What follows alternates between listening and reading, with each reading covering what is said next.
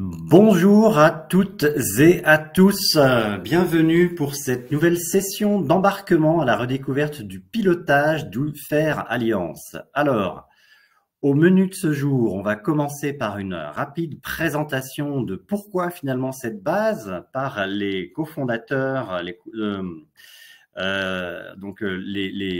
structures du Rameau et de Sindup qui ont co-construit cette base, avant de vous donner un peu un mode d'emploi, de partager les actus et d'écouter une double interview. Vous voyez le visage de nos invités à l'écran, Elodie de Spark News et Lydie de Lortz, j'y reviendrai tout à l'heure, et en direct du festival Faire Autrement du Familistère de Guise, on y reviendra également. Sans plus attendre, je vous invite à découvrir les propos de Charles Benoît-Hetzig, président fondateur du Rameau, qui nous pose le cadre. Donc, pourquoi, comment et avec qui est structurée la base Impact Alliance. Charles Benoît, on vous écoute. Bonjour à toutes et à tous. L'étude d'impact des pratiques partenariales en France a clairement démontré que la question n'est plus aujourd'hui « faut-il faire alliance ?» mais « comment faire alliance ?» En 5 ans, nous sommes passés d'un devoir d'alliance à une envie d'agir ensemble. En cela, la France a rejoint la préoccupation du 17e objectif de développement durable, comment faire alliance là où il est impossible de réussir seul. Aujourd'hui, tous les acteurs dans tous les domaines, sur tous les territoires sont concernés. En parallèle de cette étude d'impact entre 2018 et 2022, il était donc essentiel de coélaborer une boussole de l'ODD 17 en pratique. Son objectif, c'est d'aider chacun à se positionner non seulement en fonction de son profil et de ses objectifs, mais aussi en fonction de sa maturité et de ses envies. Facile à dire, beaucoup plus complexe à faire, et vous comprendrez pourquoi il leur a fallu 5 ans pour cheminer ensemble, pour réussir à cet objectif. Il est donc utile d'en retracer le cheminement collectif, parce que c'est bien un travail collectif qui a mobilisé plus de 100 réseaux publics et privés, nationaux et territoriaux, pour inventer ensemble cette boussole de l'ODD 17 en pratique. Nous avons commencé ensemble en 2018, en même temps que l'élaboration du questionnaire de l'étude d'impact, pour questionner les Français, les élus locaux, les dirigeants d'entreprise et les dirigeants associatifs. Nous avons en même temps animé des ateliers praticiens-chercheurs pour inventorier ce qui existait déjà. En 2019, nous avons à la fois modélisé les pratiques de terrain qui avaient été capitalisées depuis plus d'une décennie, notamment au travers du référentiel évaluation partenariat et du modèle socio-économique, mais nous avons aussi conçu une méthode qui articule cohérence des actions et cohésion des acteurs, de l'agenda 2030 à l'action respective de nos écosystèmes territoriaux, des organisations publiques et privées et du pouvoir d'agir des personnes. Il était important que chacun se sente concerné dans cette capacité à concrètement, au plus près de là où il est, agir dans le cadre de cet agenda 2030 des objectifs de développement durable qui pose un cap et un cadre commun. En 2020, dans le cadre de la mission ministérielle sur l'accélération des alliances stratégiques entre collectivités territoriales, associations, entreprises, 21 mesures ont été proposées au ministre et validées pour être mises en œuvre. Et dès le 7 mai 2020, le jour même où a été remis le rapport au ministre, la vitrine Alliance et Territoire sur le site association.gouv.fr a été mise en œuvre pour rendre plus lisible et visible ce qui existait déjà. Parce que, bien évidemment, nous ne partons pas d'une feuille blanche, mais au contraire d'une richesse de méthodes, d'exemples, d'outils, de données et de compétences pour le faire. En 2021, nous sommes passés de la connaissance empirique à la compétence avec 3 leviers. Nous avons coélaboré une plateforme de capitalisation partagée, la plateforme odd17.org. Nous avons mis en œuvre le jeudi de l'ODD 17 pour avoir une information hebdomadaire et nous avons conçu avec le ministère de l'Éducation nationale un parcours Alliance et Territoire pour permettre à chacun de faire ses premiers pas dans les nouvelles formes d'alliance. Et en 2022, il était important de mettre en valeur la diversité de ce qui existe déjà en France. C'est tout le sens de la base Impact Alliance. Alors, quelle est cette base et surtout quel est son objectif? Son objectif, c'est de piloter les partenariats au quotidien. Et pour cela, nous avons capté 4 besoins auxquels il fallait impérativement répondre dans un sens cohérent et de pouvoir vraiment avoir un 360. D'abord, le premier besoin quand on pilote des partenariats, c'est être informé régulièrement des actualités, de ce qu'ils font, des outils qui existent pour pouvoir finalement agir au plus près de la réalité du terrain. Le deuxième, c'est pouvoir se situer dans la diversité des exemples inspirants. Et quand je parle d'exemples inspirants, c'est pas simplement les plus matures, ceux qui réussissent le mieux. C'est aussi en toute simplicité ce que chacun peut faire à son juste niveau.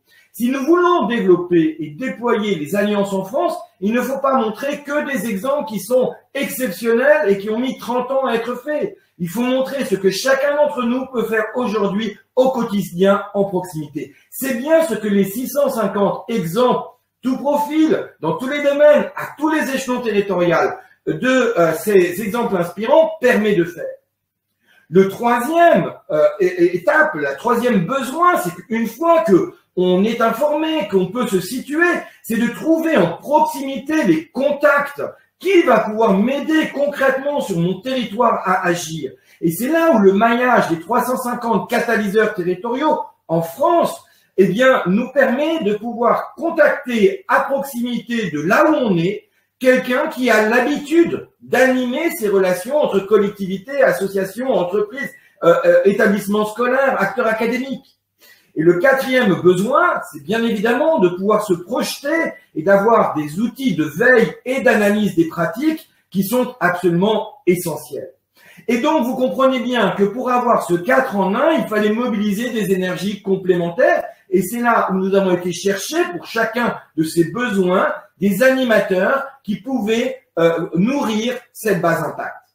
Pour le jeudi de l'ODD 17, c'est l'ODD 17 en pratique, tout le dispositif collectif qui a été créé dans le cadre de la mission ministérielle pour permettre d'avoir un partage de connaissances. Pour les exemples inspirants, bien sûr, c'est l'Observatoire des partenariats. Et je remercie Yann Lignac, son directeur, de pouvoir avoir nourri très largement cette base d'exemples qui, tous les jours, se renforce pour pouvoir montrer que nous sommes tous concernés par cette logique-là. Concernant les catalyseurs territoriaux, je remercie le réseau des 350 catalyseurs territoriaux de nous donner à voir de façon très concrète ce qu'en proximité il se passe et surtout de pouvoir avoir des contacts en proximité pour agir au plus près des territoires. Je rappelle que le territoire, c'est l'intérêt général à portée de main. Si nous ne faisons pas au niveau des territoires, en fait, nous ne pouvons pas développer. Et ce que montre l'étude d'impact, c'est que 66% de l'action, elle est faite au niveau territorial, lorsqu'elle est partenariale à 44% au niveau régional, 19% au niveau national et 7% au niveau international. Il est essentiel de pouvoir avoir des contacts en proximité, pas seulement à Paris, Nantes et Marseille, mais aussi à Lille, Bressuire et Montargis. C'est ce que vous allez trouver dans cette base Impact. Et enfin, de pouvoir capitaliser sur cette innovation sociétale, partenariale qui nous concerne tous, eh bien, avec Innovation Sociale qui depuis maintenant 2014 publie tous les trimestres un bulletin de veille extrêmement nourri, il était important d'en garder mémoire et de pouvoir capitaliser plus de 5000 articles qui nous disent comment en France nous sommes en train de vivre concrètement l'ODD 17 en pratique. Alors, pour cela, il fallait copiloter cette démarche collective. Et bien évidemment, en tant que laboratoire de recherche empirique sur la co-construction du bien commun, il revenait au rameau de pouvoir en prendre une forme de leadership, mais jamais seul, jamais seul. Et c'est là où nous avons choisi, bien évidemment, SINDUP pour construire avec nous cette base Impact Alliance. Alors pourquoi avoir choisi SINDUP? D'abord parce que, bien évidemment, toute personne qui s'intéresse à la veille aujourd'hui en France sait que c'est la plateforme digitale sur la veille la plus avancée. Mais c'est pas seulement cela, c'est aussi parce que la qualité de l'engagement de l'équipe, notamment aussi à travers le grand rebond, est telle qu'il était évident que nous étions en cohérence non seulement sur l'exigence de l'action, mais aussi sur le partage des valeurs. Merci donc, Michael, d'avoir accepté d'être notre partenaire pour co-inventer cette base Impact Alliance qui permet aujourd'hui à chacun, quelle que soit sa maturité, de piloter au quotidien les alliances d'intérêt général. Merci Charles Benoît pour ces propos très clairs qui positionnent bien le chemin qui était nécessaire pour mettre en œuvre et structurer cette dynamique de capitalisation pour l'usage des actions de chacun. Écoutons à présent le témoignage de Michael Réau, fondateur de SynDup. Donc, Michael, pouvez-vous nous partager qu'est-ce qui a motivé SynDup à rejoindre cette aventure? Bonjour à toutes et tous. Alors en effet, comme l'a dit Charles Benoît, SynDup est un éditeur de logiciels. Notre quotidien, c'est d'aider les organisations à structurer leur veille stratégique. Ça consiste à les aider à identifier les informations utiles pour leurs actions du quotidien, pour la prise de décision. C'est aussi bien détecter des signaux faibles que des signaux forts. C'est aussi suivre la multitude de tendances qu'il est essentiel de monitorer quand on est une organisation qui s'adapte à son environnement. Et tout ça permet au final de délivrer des tableaux de bord, des alertes, des newsletters, des portails de veille, tout ceci de manière personnalisée parce que ce qui fait la force d'une veille stratégique, c'est sa singularité. C'est la capacité à l'adapter aux besoins du quotidien par rapport aux projets qui véritablement sont en cours de réalisation. Et quand on a rencontré le Rameau et notamment à travers son observatoire des partenariats, tout le travail colossal qui a été fait depuis de longue date maintenant, plusieurs années, pour construire cette base Impact Alliance en tant que commun, qui est mis à disposition des organisations et des territoires, et bien, sachant que SynDup s'engage effectivement dans l'atteinte des objectifs de développement durable depuis quelques années, que au quotidien, on accompagne les organisations sur leur veille RSE pour qu'elle soit en transversalité et véritablement une veille de transformation. Eh bien, c'est assez naturellement et avec même grand plaisir qu'on a mis à disposition la technologie et le savoir-faire dans l'esprit du Faire Alliance, donc l'ODD 17, cher au Rameau, hein, qui est promu par le Rameau activement pour valoriser et faciliter l'accès et l'exploitation finalement de toutes ces ressources très riches qui ont été produites par l'Observatoire. Et donc, la finalité de combiner à la fois cette expertise du Rameau, les bases de connaissances, notre technologie, notre savoir-faire en veille et en gestion de l'information, c'est d'augmenter l'impact de ce travail de fond qui a été réalisé. Et c'est tout le sens du partenariat. D'ailleurs, j'aurais souligné le plaisir pour nous de participer à un dispositif qui est assez exemplaire en termes d'état de l'art, parce que dans la gestion de l'information et des connaissances, trop souvent, la veille n'est pas couplée aux bases de connaissances. Et là, on est bien dans un dispositif qui est circulaire, on est sur de l'information durable, puisque la veille terrain, la veille web réalisée par l'Observatoire des partenariats, par le Rameau et tout son écosystème, viennent nourrir une base de connaissances qui est structurante, qui permet de finalement rendre utile l'information, même plusieurs années après sa création et sa capitalisation. Et c'est ce qui permet de mettre des moyens en œuvre à travers une démarche de veille au quotidien, parce que justement, il y a cette durabilité et cet effort qui est fourni, eh bien, il peut être non seulement démultiplié par un large accès en tant que commun à de nombreux acteurs, mais encore une fois, chaque exemple inspirant peut faire sens, même 5 ans, 10 ans après sa réalisation. Donc, en termes d'état de l'art, pour des experts en veille en information, pour nous, c'est un grand plaisir d'avoir cette combinaison base de connaissances et veille stratégique, en plus de tout le sens, évidemment, du dispositif. Alors maintenant, je suis sûr que vous avez très envie de savoir comment tout ça fonctionne. Merci Mickaël pour ce témoignage. Hein. Donc on retient la complémentarité des savoir-faire, la veille stratégique et le savoir-faire numérique de SynDup et la capitalisation de connaissances et d'éléments qualifiés sur les partenariats du rameau. Et effectivement, on vient d'entendre le pourquoi. Découvrons à présent comment ça marche, notamment pour celles et ceux parmi vous qui n'ont pas encore eu l'occasion de la parcourir. Et là, on va écouter Adrien. Bonjour à tous, je vais vous présenter la navigation dans la base de connaissances Impact Alliance. Vous pouvez retrouver sur la gauche les différents menus avec la page d'accueil et les rubriques que l'on va détailler juste après. Et dans cette page d'accueil, vous retrouvez l'explication des 4 ressources qui sont à votre disposition. Pour commencer, vous retrouvez l'info hebdomadaire des jeudis de l'ODD 17, ensuite des exemples de partenariats inspirants de l'Observatoire des partenariats, puis la cartographie des contacts des catalyseurs territoriaux, et enfin chaque trimestre, vous retrouverez la veille des bulletins de l'innovation sociétale. Je vais commencer par parcourir les exemples de partenariats inspirants en cliquant directement dessus ou en passant sur le menu de gauche. L'idée dans ces exemples de partenariats inspirants, c'est de pouvoir consulter 4 bases, les partenariats associations-entreprises, les pratiques d'engagement, les pratiques de co-construction territoriale et enfin les nouveaux équilibres socio-économiques. À chaque fois, je retrouve des exemples liés à ces thématiques. On va prendre la co-construction territoriale.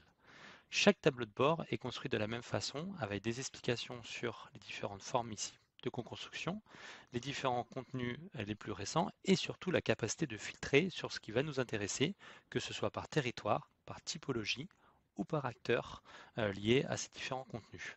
Prenons un exemple ici, je pars en région Nouvelle-Aquitaine, qui est le territoire qui m'intéresse. Je vais pouvoir cliquer directement sur le mot-clé dans le nuage de mots-clés et accéder à la recherche. Pour affiner mes résultats, sur la droite, j'ai des éléments de filtrage. Je pourrais dire par exemple ici que je m'intéresse plutôt aux collectivités territoriales. Donc je vais cliquer sur cet élément-là, sur ce mot-clé, et ça va me permettre d'affiner encore mes résultats et de trouver les différents contenus. Chaque contenu est identifié grâce à des tags, donc des mots-clés que vous voyez ici. Vous pouvez directement le consulter en cliquant dessus. Pour rechercher du contenu, vous avez aussi la possibilité en haut de rechercher dans tous les contenus disponibles, pas uniquement dans les exemples. Imaginons, je m'intéresse à la mobilité. Je vais taper ici donc dans la barre de recherche universelle tous les contenus qui parlent de mobilité. J'ai les résultats et toujours la partie de droite qui me permet d'affiner mes contenus. Imaginons, je parle plutôt de mobilité durable, c'est le sujet qui va m'intéresser. Eh bien, je peux cliquer ici directement et avoir des contenus qui vont être en lien avec cette recherche. Allons voir maintenant une autre thématique, les jeudis de l'ODD 17. Lorsque je clique dessus, j'accède au tableau de bord. J'ai également la possibilité d'ajouter ce tableau de bord dans mes favoris pour le retrouver tout de suite à gauche ici. Dans ce tableau de bord, vous retrouvez de l'information hebdomadaire, comme son nom l'indique, et vous êtes également en capacité de pouvoir filtrer sur ce qui va vous intéresser. Donc vous retrouvez les différents contenus du plus récent, mais également cette capacité de dire, je vais cliquer sur telle image de mots-clés, par exemple ici, ça m'intéresse aux fiches outils et ça va me permettre de rechercher que les contenus qui parlent de fiches outils. Je continue les catalyseurs territoriaux. Ici, je retrouve en fait l'accessibilité à la base qui regroupe les différents contacts de ces fameux catalyseurs. Donc vous avez toutes les informations pour vous y connecter, identifier le mot de passe et le tutoriel pour permettre d'utiliser cet outil. Et pour terminer, la partie bulletin de l'innovation sociétale me permet justement de pouvoir consulter l'ensemble des différentes diffusions, de cliquer du coup dessus pour pouvoir les lire directement en PDF. Merci beaucoup Adrien donc pour ce petit partage de ce tuto de qui fait quoi, comment accéder de manière la plus efficace à l'information. Alors, vous venez d'entendre pourquoi et comment cette base fonctionne. Ce qui est intéressant, c'est peut-être de savoir aussi quelles sont les dernières actualités. Petit panorama dès à présent. En avril et en mai, on a intégré plus de 40 nouveaux exemples, à la fois des récits de personnalités, de la Fondation pour la co-construction du bien commun et également une diversité de profils et d'acteurs du local à l'international, des entreprises, des associations, des élus, via l'école de Paris du management. Et ces témoignages sont à la fois dans les pratiques d'engagement et les nouveaux équilibres socio-économiques quand on parle de transformation de ces organisations, notamment dans le domaine industriel. En mai, vous avez pu parcourir tout un cycle sur l'engagement territorial des entreprises qui a été le fil rouge des jeudis de l'ODD 17. On y reviendra tout à l'heure avec notre invitée Lydie Recorbet de l'ORS, puisque ça a été co-animé ensemble. Et en mai également, du point de vue de la veille, on a intégré plus de 30 nouveaux contenus focalisés sur l'économie des TPE-PME grâce au partenariat noué avec André Letowski. Et justement, j'en parlais pour la partie interview. On va ouvrir peut-être juste une observation. N'hésitez pas à poser des questions dans le fil en bas à droite de l'écran. Et sans plus attendre, j'ai le plaisir donc d'ouvrir avec Lydie. Tu es chargée de mission engagement social et sociétal de l'ORS, organisation de référence sur la RSE en France depuis 2000, depuis sa création. Et depuis 15 ans, l'ORS et le Rameau sont partenaires. Et depuis 2021, ils ont copiloté des travaux sur le thème entreprise et territoire. Est-ce que tu peux nous en dire davantage finalement, puisqu'en mai, on a eu le plaisir de co-animer tout un cycle sur la thématique engagement territorial de l'entreprise. Qu'est-ce que tu retiens, toi? C'était quoi pour toi les temps forts de ce mois? Bonjour à tous. Bonjour Yann. Merci encore une fois de m'inviter pour clôturer ce mois des entreprises engagées. Nous avons été très contents et très heureux alors d'animer toutes les sessions qui ont parsemé ce mois de mai et qui ont été effectivement, comme le disait Charles Benoît, riches d'exemples et d'exemples même parfois les plus simples, qui étaient les plus efficaces, qui ont démontré que les petites rivières faisaient les grands fleuves. J'en veux, je pense notamment à ce directeur d'établissement de la Poste de Saintes, Denis Grélin, qui est extrêmement investi, a envie de faire bouger le territoire sur lequel il est, et qui nous a démontré que en travaillant avec le tissu associatif, en allant à la rencontre des associations qui étaient dans la commune de Saintes et même dans l'agglomération, eh bien, il pouvait faire de très belles choses qui motivaient extrêmement les salariés, qui en étaient très, très fiers. Que ce soit des courses caritatives qui ont apparemment procuré beaucoup de plaisir et de joie et ont été très amusantes pour les collaborateurs et une vraie réussite pour les associations, qui ont incité d'autres entreprises et employeurs à participer à ces courses, que ce soit pour la récupération de marchandises pour pouvoir du coup être relais et transport pour ces associations et acheminement sur le dernier kilomètre. On a vu que en réalité il avait pas forcément des moyens extraordinaires pour le faire, et pour autant sur la visibilité et la valorisation du territoire, il y avait un vrai retour et il pouvait s'enorgueillir de véritables réussites. Ce que j'en retiens également, c'est la diversité des modèles que nous avons vus, notamment avec AEMA, on a pu voir un modèle qui n'est pas si nouveau que ça non plus. Il n'y a pas forcément besoin de réinventer la roue, qui est le modèle des mutuelles et le modèle paritarisme. Là aussi, on a vu au cours d'un live avec le directeur RSE d'AEMA, Franck Janowski, tout ce qu'il était possible de faire au cœur des territoires pour accompagner les plus petites entreprises dans des services assurantiels, mais même aussi au-delà de ça, dans d'abord de l'information. On l'a très bien vu avec la question des mobilités douces, comment on informe, on sensibilise aux mobilités, aux questions de mobilité dans les territoires, c'est un vrai enjeu, et Franck Janowski l'a extrêmement bien souligné, pour essayer d'accompagner la transition écologique. Ils sont moteurs sur la question de ces mobilités douces.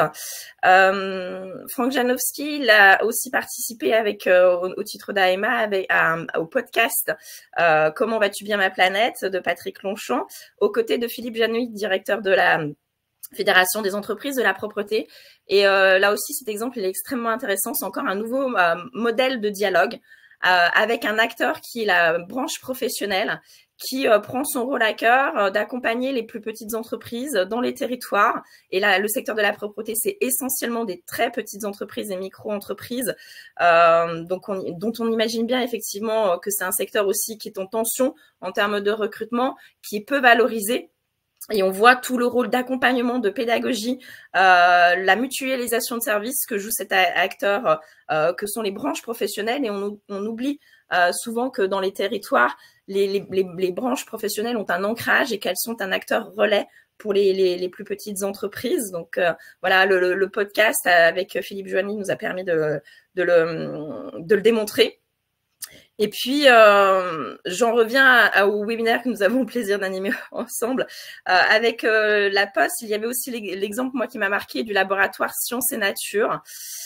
Donc, Sciences et Nature, une entreprise familiale, mais industrielle, très ancrée depuis longtemps sur un territoire, mais avec à cœur de revaloriser ce territoire, d'avoir une prise en compte des enjeux de biodiversité au sein même de ce territoire dans lequel il est implanté, et ce dialogue qu'ils ont noué avec l'ensemble des acteurs de leur territoire, cette volonté d'aller vers eux, j'ai trouvé extrêmement intéressant la capacité d'innovation à laquelle ça conduisait, avec deux exemples qui nous ont été présentés, qui étaient d'abord ces éco-crèches, un pour répondre aux besoins des collaborateurs en termes de garde d'enfants, mais l'idée que ces éco-crèches soient donc éco-conçues pour être tout à fait raccord avec les valeurs qui sont les leurs.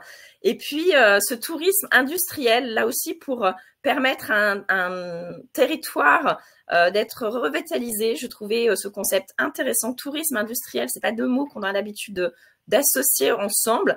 Et loin d'une idée de tourisme de masse, puisqu'on est sur quelque chose de très local.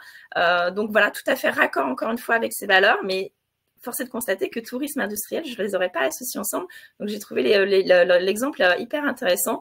Et j'invite tous ceux qui nous écoutent ce matin à retrouver le replay de ce webinaire que nous avons animé ensemble, ainsi évidemment que le podcast et le live où toutes ces entreprises ont témoigné de la diversité des exemples qui pouvaient exister, et parfois des exemples assez simples, simplement issus et nourris par des dialogues entre acteurs différents qui croisent leurs idées, qui croisent leurs envies et qui finalement se retrouvent autour de cela. Merci beaucoup Lydie pour ce témoignage qui montre que l'engagement, c'est finalement une diversité de formats, que ça peut être à la fois très simple ou beaucoup plus dense, beaucoup plus multi-acteurs aussi dans le format.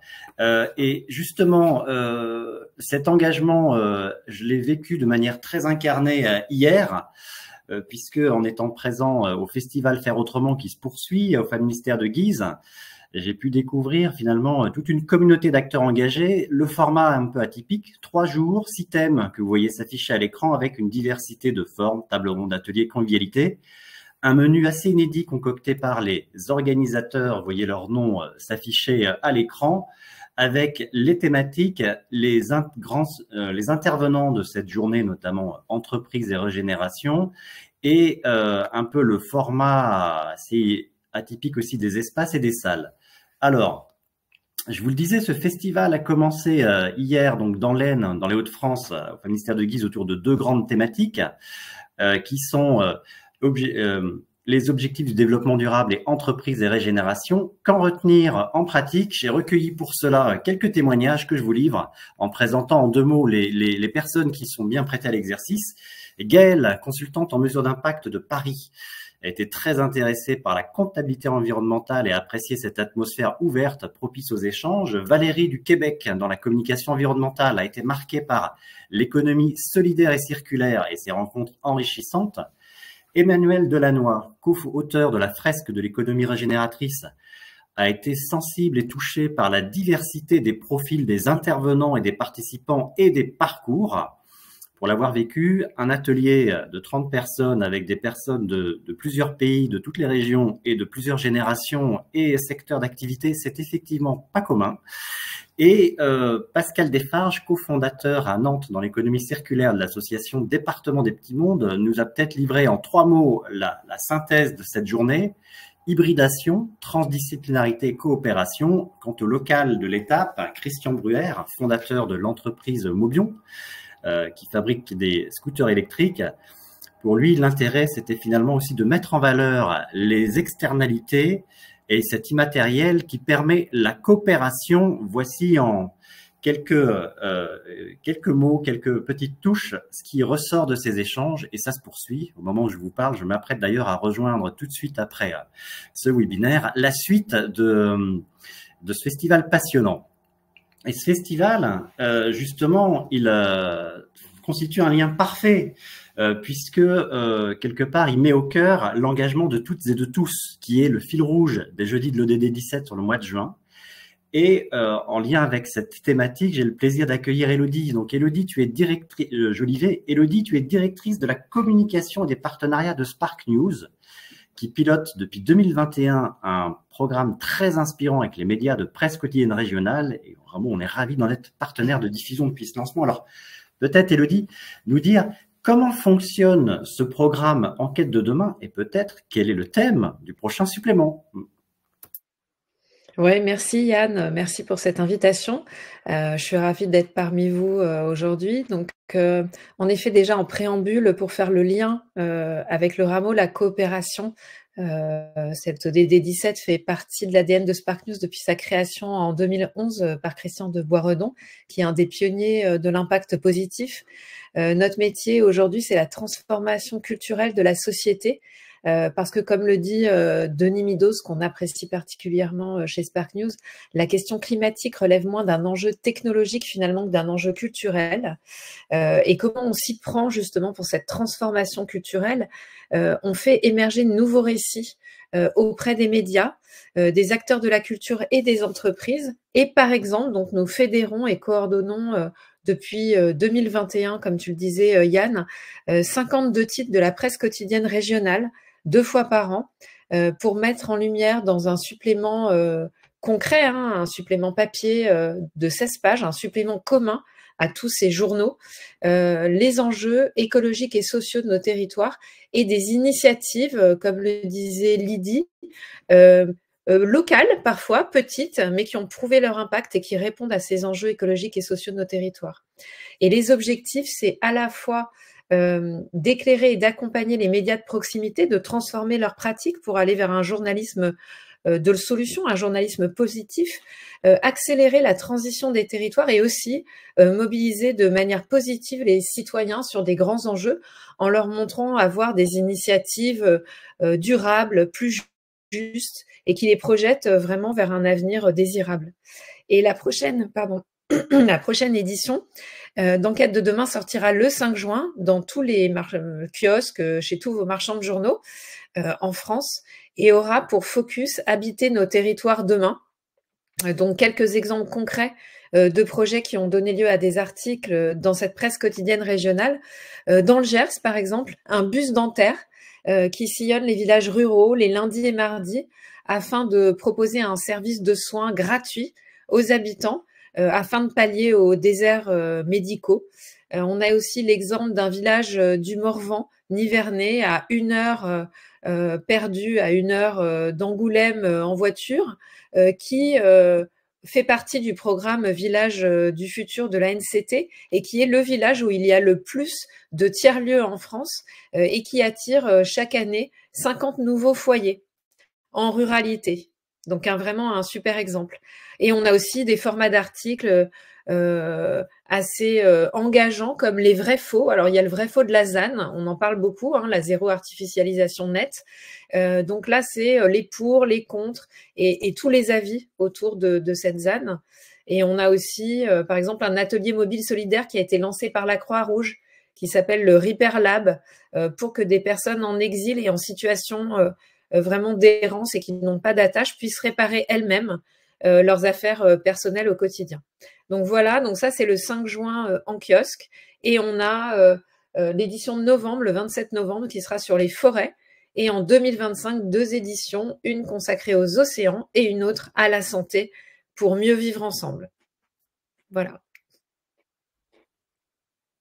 Merci beaucoup Élodie donc pour ces messages positifs et cette annonce qui va bien au-delà du 5 juin. Donc je pense que tout le monde l'a bien noté dans son agenda. Tous à vos kiosques pour prendre votre quotidien régional favori et découvrir ces éléments. Et merci de nous avoir dit davantage, ce qui donne encore plus envie de réserver de prochaines dates sur le 27 novembre et de 2025. En tout cas, c'était un éclairage très intéressant. Alors, avant de se quitter, je tenais à vous partager 2 invitations. La première en ligne, c'est le prochain webinaire Modèle socio-économique. Il aura lieu le jeudi 20 juin à 13 h et sera animé par le réseau des catalyseurs territoriaux. Il nous parlera finalement de quoi? Il nous parlera de l'engagement de toutes et de tous avec notamment une diversité d'exemples de la région des Pays de la Loire.